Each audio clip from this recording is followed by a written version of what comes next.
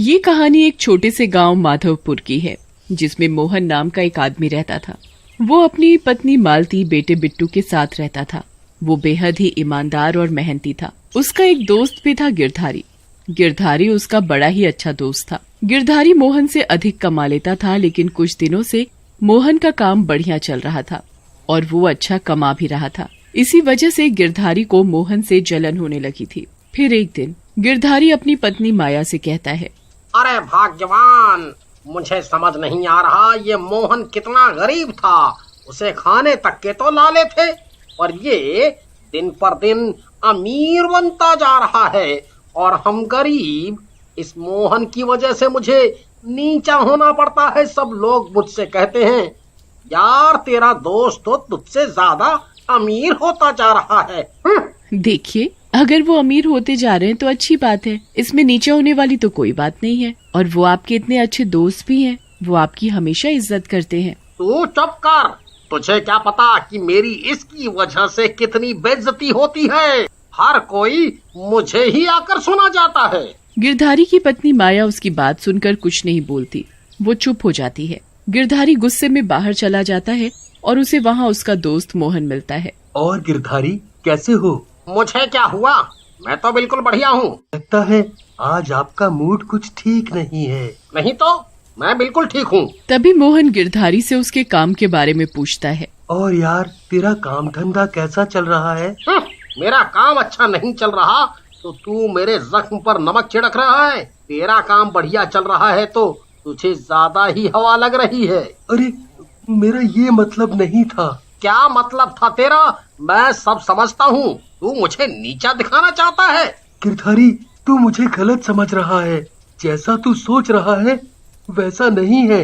रहने दे, मैं सब समझता हूँ। गिरधारी अंदर ही अंदर मोहन की बात सुनकर जल भुन रहा होता है और वो मोहन को खूब उल्टा सीधा सुनाकर वहाँ से वापस अपने घर आ जाता है और अपनी पत्नी माया को बताता है।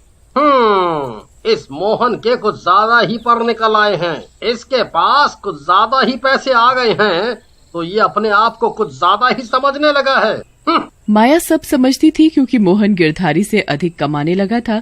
यही कारण था कि गिरधारी को मोहन से जलन होने लगी थी, जबकि मोहन बहुत ही अच्छा आदमी था।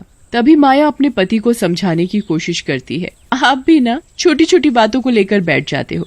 जाने दो, कोई बात नहीं। अभी हमारा काम ठीक से नहीं चल रहा है, पर ऐसा नहीं है कि चले ही ना। आप परेशान ना हो, सब ठीक हो जाएगा। अब आप आराम से बैठकर खाना खा लो और ज्यादा मत सोचो। फिर माया गिरधारी को खाना परोस कर देती है।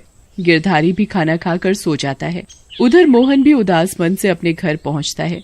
उसे देखकर उसकी पत्नी मालती उससे पूछती है, क्या बात है, आपका मुंह क्यों उतरा हुआ है? क्या बताऊं, गिरधारी को पता नहीं क्या हो गया है। आजकल वो मुझसे सीधे मुंह बात ही नहीं करता। जब देखो मुझे उल्टा सीधा सुनाता रहता है। कोई बात नहीं, हो सकता है वो किसी बात को लेकर परेशान हो। आप ना अपने दोस्त की बातों पर ध्यान मत दो। मैं आपके लिए खाना लगाती हूँ। वैसे भी खाना खाने के लिए बड़ी देर हो चुकी है। मालती मोहन और अपने लिए खाना लगाती है। फिर दोनों साथ साथ बैठकर खाना खाकर सोने चले जाते हैं। और अगली सुबह मोहन को अपने काम पर जाना था तो वो जल्दी जल्दी तैयार हो रहा था। तैयार होकर वो अपने काम पर निकल जाता है। तभी वो देखता है कि एक बिल्ली चूहे को मुंह में पकड़े हुई है। मोहन उसे देखकर, चल भाग यहाँ से। मोहन एक छोटा सा पत्थर हाथ में उठाकर बिल्ली को मारता है। पत्थर लगते ही बिल्ली चूहे को छोड़कर भाग जाती है। फिर मोहन भी अपने काम पर निकल जाता है। वो देखता है कि चूहा भी उसके पीछे पीछे आ रहा है। अरे, तुम कहाँ मेरे पीछे पीछे आ रहे हो? जाओ यहाँ से।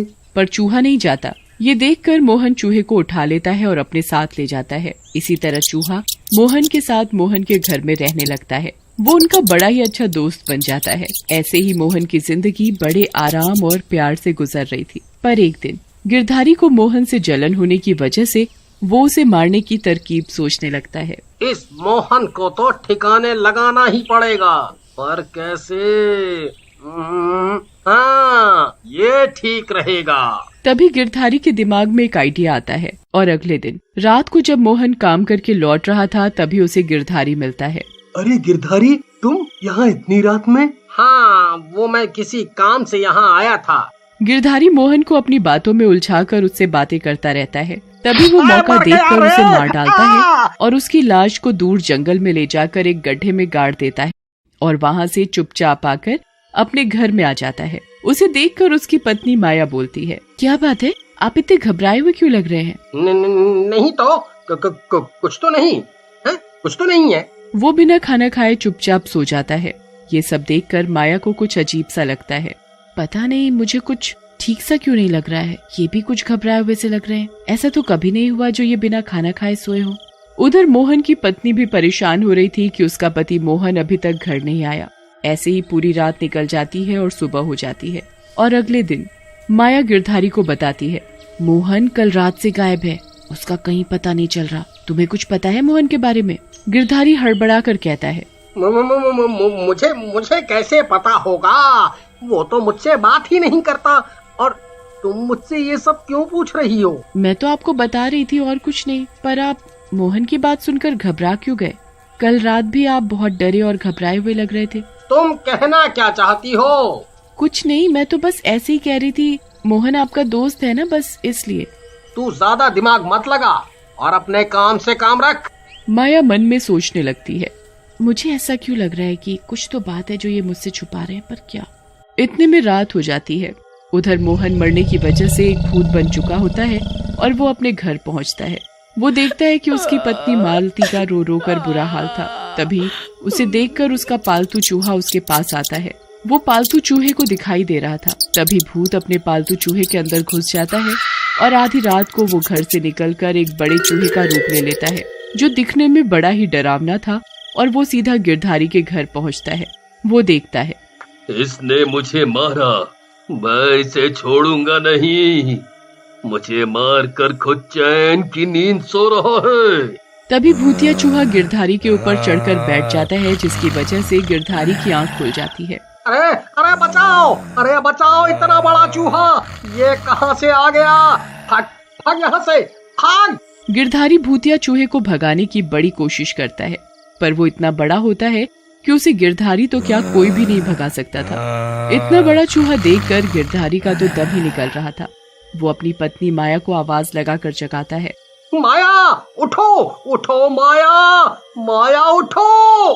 क्या हुआ, इतना शोर क्यों मचा रहे हो? तुम्हें इतना बड़ा चूहा दिखाई नहीं दे रहा? कहाँ है चूहा? बड़ा चूहा वापस छोटा हो जाता है। तभी माया गिरधारी से कहती है, इस छोटे से चूहे से डर रहे हो? हैं? अभी ये बहुत बड़ा चूहा था। हाँ? तुम भी ना, तुमने कोई बुरा सपना देखा होगा जो ये छोटा सा चूहा बड़ा दिखाई दे रहा है। चुपचाप सो जाओ और मुझे भी सोने दो। ये कहकर माया सो जाती है, पर गिरधारी को तो नींद नहीं आ रही थी। चूहा फिर से बहुत बड़ा बन जाता है और गिरधारी को पकड़कर घसीटता हुआ ले जा रहा होता है। गिरधारी चिल्ला रहा होता है, मुझे छोड़ दे, मुझे छोड़ दे, कहाँ ले जा रहा है? अरे कहाँ ले जा रहा है? तभी वहाँ से जाते हुए बड़े चूहे को एक आदमी देख लेता है और डर कर छिप कर देखने लगता है।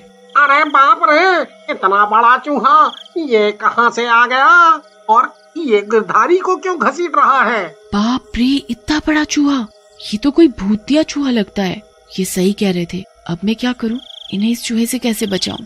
तभी माया दौड़कर गांव में रह रहे एक तांत्रिक को बुलाकर लाती है और उसे सारी बात बताती है। तुम चिंता मत करो, मैं अभी पता लगाता हूँ वो चूहा कौन है। तांत्रिक अपने कमंडल से गंगा जल को हाथ में लेकर मंत्र पढ़ता है और उसके मंत्र पढ़ते ही भूतिया बड़ा चूहा उसके सामने था। तांत्रिक उससे पूछता है, कौन है तू और इसे कहाँ लेकर जा रहा है, और तू इसे मारना क्यों चाहता है? मैं इसे वहीं ले जा रहा हूँ जहाँ इसने मुझे मारा था। तभी बड़ा चूहा अपने असली मोहन के रूप में आता है। तुम इसे छोड़ दो, तुम एक नेक दिल इंसान हो। नहीं, मैं इसे नहीं छोड़ूंगा। मैंने इसका क्या बिगाड़ा था? मैं तो इसका अच्छा दोस्त था, हमेशा इसका भला ही सोचा था, पर इसने मेरे साथ क्या किया? मुझे ही मार डाला। जब तक मैं इसे मार नहीं दूंगा मुझे शांति नहीं मिलेगी। इसकी सजा इसे कानून देगा। ओम नमः शिवाय। तभी पुलिस भी वहां आ जाती है और गिरधारी को पकड़कर ले जाती है। तांत्रिक भी मालती को बुलाकर उसका अंतिम संस्कार करवाता है, जिसकी वजह से भूतिया बड़े चूहे को मुक्ति मिल जाती है।